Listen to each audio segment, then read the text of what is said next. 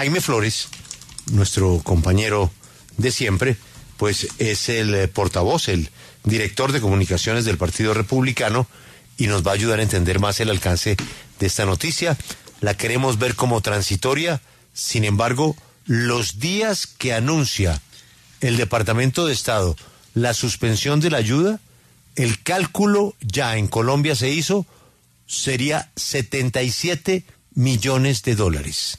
Se suspende la ayuda a Colombia, no solamente a Colombia, a varios países, se revisa la situación y en un plazo de unos días sabremos si la tendremos o si queda suspendida. Don Jaime Flores, buenos días, y no lo había felicitado por el éxito de su candidato. Bienvenido a la W. Muchas gracias, Julio. Es un placer saludarle a usted, a todo su equipo y a toda la audiencia.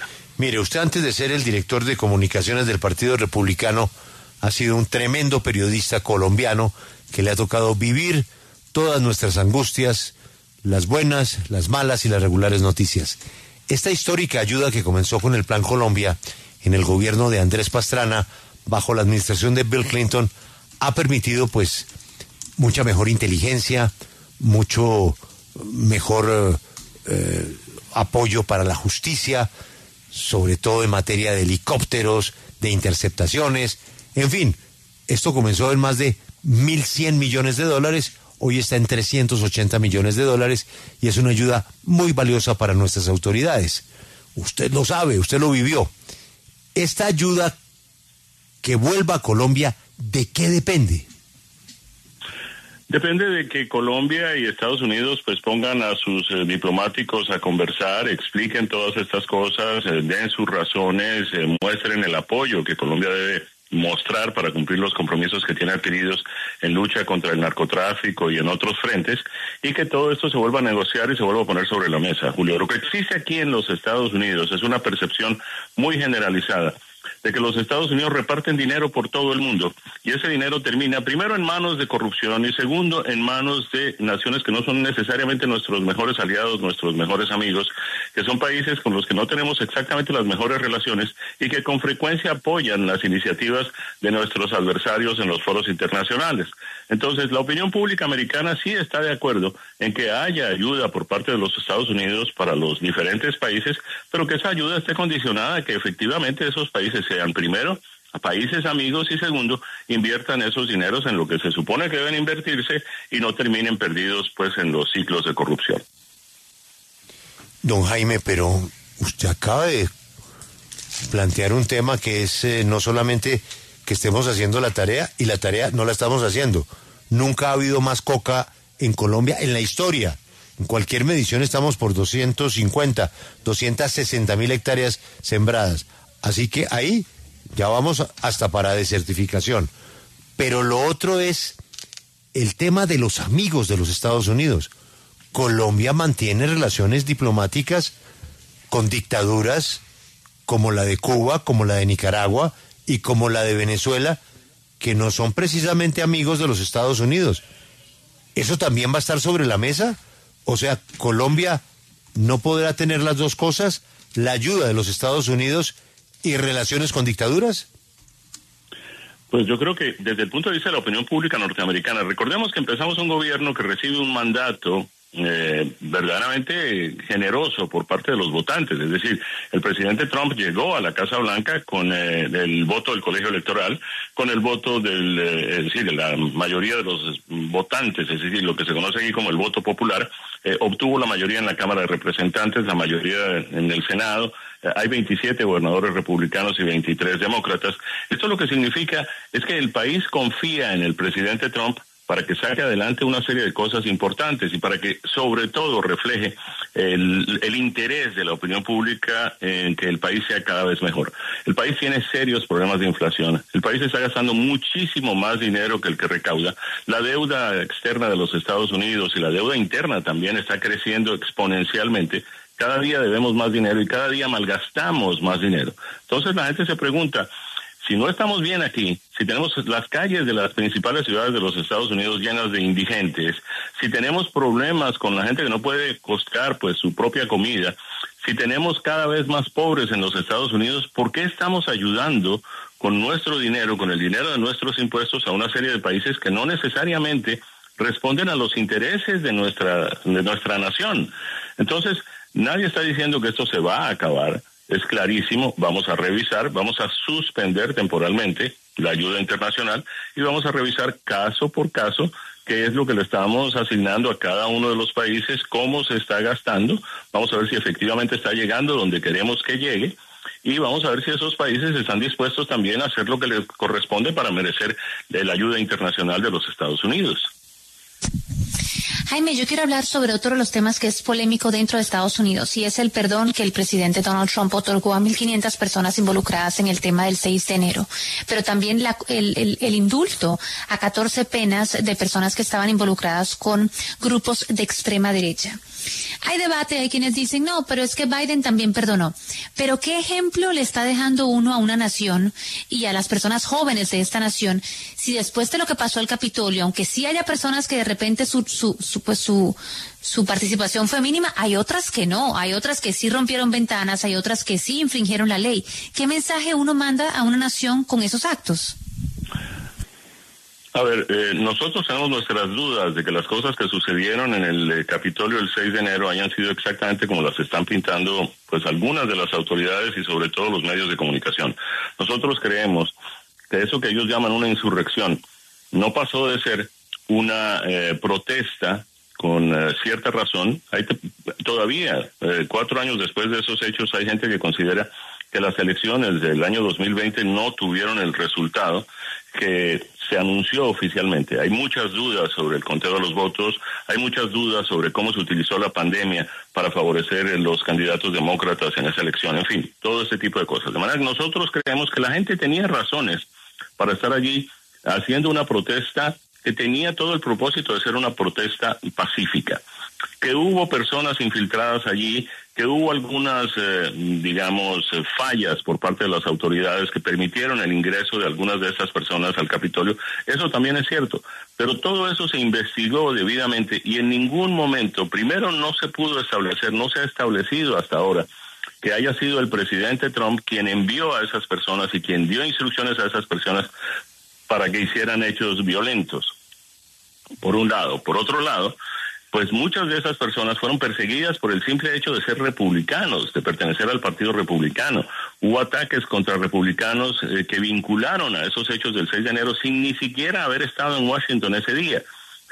Nada de eso ha terminado en procesos que realmente conduzcan a culpabilidad ni del presidente ni de los líderes del Partido Republicano. Luego, nosotros consideramos que por razones políticas hubo una persecución contra todas estas personas y por razones políticas esas personas deben ser, ahora que el presidente Trump está en el poder, pues indultados. Nos parece muchísimo más preocupante para la opinión pública que el presidente haya indultado preventivamente a miembros de su familia y a gente cercana de la que se conoce que han cometido irregularidades. Hay cheques que han recibido los miembros de la familia del presidente Biden. El presidente Biden aparece en algunas conversaciones como el hombre, the big guy, a quien había que darle $10 millones. Hay toda una serie de pruebas que constatan verazmente que efectivamente la familia del presidente Biden estaba involucrada en estos hechos de corrupción, además. Nos llama la atención que les parezca pésimo, les parezca horroroso que haya un indulto contra unas personas que estaban, de repente la mayoría de ellas, pues simplemente haciendo una protesta pacífica, pero por el otro lado nadie protesta por el hecho de que al presidente Biden se haya dado el lujo de indultar a miembros de su propia familia que están involucrados en hechos de corrupción. Jaime, yo le quiero preguntar desde Washington por un proyecto que ya no es solamente una idea. La Comisión de Apropiaciones en la Cámara aquí en Washington aprobó un proyecto que incluye la reducción significativa de los fondos destinados a Colombia para este año. Ese proyecto lo lidera Mario Díaz Balar, que es el presidente del Subcomité de Apropiaciones. 50% de disminución en los recursos para Colombia. Seguramente se va a poner sobre la mesa este año. ¿Usted ve eso como una posibilidad que se reduzca a la mitad esas asignaciones para Colombia? Y dice Mario Díaz Balar que tiene que ver con las políticas de Gustavo Petro. Pues eso le corresponde a Colombia resolverlo, ¿no? Yo creo que el presidente Petro y sus diplomáticos ahora su nueva canciller, y quien quiera que esté ejerciendo la embajada de Colombia en Washington, pues va a tener que sentarse a conversar con los congresistas y tratar de hacer el lobby necesario. Primero para evitar que eso efectivamente pues se llegue al escritorio del presidente Trump y lo firme. Tiene que pasar por el Senado también. De manera que todavía hay tiempo para hacer un proceso, pero uno tiene que saber de qué lado está en la historia, ¿no? ¿Estás del lado de apoyar a los Estados Unidos para que los Estados Unidos te apoyen? ¿O simplemente estás del lado de una serie de políticas a las que los Estados Unidos se oponen en el plano internacional, como por ejemplo la lucha contra el terrorismo en Palestina por parte de Hamas? Si estás de un lado, estás de un lado, si estás del otro, estás del otro, pero no puedes esperar que tomando acciones y posiciones que son adversas a los Estados Unidos te sigan ayudando con su dinero. Jaime, y hoy por hoy, un país como Colombia, que por ejemplo está o había anunciado hace unos meses que quería ingresar a la nueva ruta de la seda de la China, ¿quedaría entonces del lado equivocado para los Estados Unidos? ¿La China hoy por hoy es un país con quien los Estados Unidos prefieren mantener distancia, por no decir que verlo como un opositor? Pues las cosas están cambiando. Y la verdad es que si algo sucede con el presidente Trump, y perdónenme que no responda a esta pregunta de la manera directa que me gustaría hacerlo, pero primero no estoy autorizado para entrar en temas pues de lo que debe ser hacia el futuro, y tampoco me gusta la idea de pues estar hablando sobre cuestiones que podrían surgir hipotéticas. Pero me parece que lo que tenemos aquí es una realidad completamente nueva. Primero, unos Estados Unidos que no tienen la capacidad económica que tenían hace 30 o 40 años para estar repartiendo dinero por todo el mundo. Y segundo, unos Estados Unidos que hoy tienen adversarios distintos en el panorama internacional, que están buscando también ejercer su cuota de liderazgo.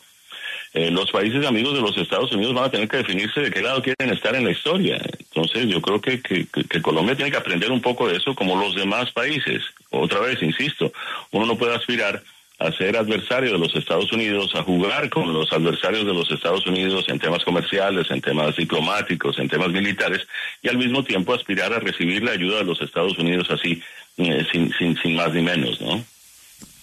Jaime, yo con el tema de migración estoy un poco confundida y quiero tratar de, pues para nuestros oyentes, porque como usted sabe, esto es un tema que afecta pues, a una comunidad importante. En este momento, una persona que llegue a la frontera sur de Estados Unidos, ya no existe la aplicación CBP One. ¿Qué pasaría? ¿Qué puede hacer? Esa persona tiene que regresarse. La recomendación que tenemos que hacer en todos los medios es que la gente que no tenga un documento que le permita la entrada legal a los Estados Unidos debe evitar presentarse en la frontera de los Estados Unidos. Va a ser rechazada, va a tener que regresar a su país de origen. Una de las primeras cosas que esa administración va a hacer es ponerse de acuerdo con México para que además México tampoco acepte la entrada de personas que se sabe que tienen como destino final a los Estados Unidos y que pues pretenden permanecer en los Estados Unidos hasta que se resuelva su situación. Lo que se va a reinstituir, y ya hay una orden ejecutiva con ese propósito, es la política de permanecer en México. Quienes tengan interés de aplicar, de pues hacerse candidatos a un asilo político en los Estados Unidos, van a tener que esperar o bien en México o en otro de los países seguros que se preste para ese propósito. Es decir, no va a entrar como ha venido entrando, como entraron durante la administración Biden, más de 7 millones de personas a las que se les dijo van a tener que presentarse en una corte de inmigración en un plazo por definir. Eso ya no va a venir sucediendo. Las personas van a tener que quedarse o bien en México o en otro país y no van a poder pasar la frontera. ¿En qué condiciones se quedarán en México? Es un serio problema para México también, que va a tener que tomar medidas en el sentido de evitar que las personas que tengan como destino los Estados Unidos puedan entrar en México, porque van a tener que quedarse ahí por un plazo indefinido. Entonces, la recomendación que hay que hacerle a la gente es no se vayan a los Estados Unidos sin documentos ya previamente aprobados, porque los van a rechazar. Jaime, quiero preguntarle por las declaraciones de Marco Rubio en la audiencia la semana pasada. Le preguntaron por Cuba y lo primero que hizo fue hablar de las FARC y del ELN. Las calificó como narcoterroristas. ¿Qué visión tiene la administración Trump de esos diálogos de paz que adelanta el gobierno de Gustavo Petro con el ELN? A ver, no hay mucha claridad aquí en los Estados Unidos sobre esos diálogos de paz porque se han sentado varias veces a la mesa y realmente muy poco se ha definido allí que haya traído resultados concretos para traer la paz de regreso a Colombia. Lo que se sabe y las razones por las cuales Estados Unidos volvió a incluir a Cuba en la pasada administración de Trump tenían que ver justamente por el hecho de que las FARC Cuba sirvió de guarida para guerrilleros que estuvieron involucrados en un ataque contra una base militar en Bogotá y que estaban vinculados a esas organizaciones guerrilleras. Con esos hechos concretos, Estados Unidos pues simplemente concluyó que Cuba efectivamente patrocina acciones terroristas en otros países a través de otros grupos. Ese fue el argumento con el que volvió a incluirse a Cuba en la lista de países patrocinadores del terrorismo, que ignoró la pasada administración hace apenas unos días para sacar a Cuba de esa lista. A su llegada a la Casa Blanca, apenas hace 2 días, el presidente Trump volvió a instituir esa decisión de incluir a Cuba en la lista de países promotores del terrorismo, de manera que sí, efectivamente, acciones terroristas patrocinadas por Cuba, realizadas por grupos guerrilleros en Colombia, han sido las que han determinado pues la condición de país patrocinador del terrorismo que tiene Cuba. Bueno, pero Mr. Flowers, usted nos puede dar una mano allá, ¿no, Alberto? Ahí, pues un empujoncito, alguna cosa, que la diplomacia funcione, pero Mr. Flowers... Es que hay que hacer las cosas desde allá también, Julio. No, sí, todos vamos a colaborar. Sí. Lo que pasa es que, a ver, y eso no solamente ocurre en Colombia, eso ocurre en la mayoría de los países. Hay ciertos líderes que por ganar puntos con sus bases populares se vuelven anti-yanquis, ¿no? Pero cuando tienen que sentarse a negociar con los yanquis, ahí sí se les agacha la cabeza y comienzan a hacer mucho más. No me estoy refiriendo a nadie en Colombia, ni mucho menos, faltaría más. Pero sucede en otros países también y hay que ponerse del lado que hay que ponerse. Para eso tenemos diplomáticos, para eso tenemos cancilleres, embajadores de distintos países en Washington actuando frente a las organizaciones gubernamentales para tratar de conseguir lo que más le conviene a sus países. Pero hay que pensar bien cómo se hacen las cosas para tener los resultados que se esperan, ¿no? No lo veo muy optimista. Bueno, pues es que él tiene hoy otra camiseta, Alberto, hay que entenderlo. Para nosotros era James Flower y ahora pues es Jaime Flores, director de comunicaciones del gobierno. Entonces hay el Partido Republicano. Partido Republicano y toda esa cosa. Y tenemos que hacer nosotros la tarea. Jaime, gracias por atendernos y ojalá que todo esto se arregle. Seguramente se va a arreglar.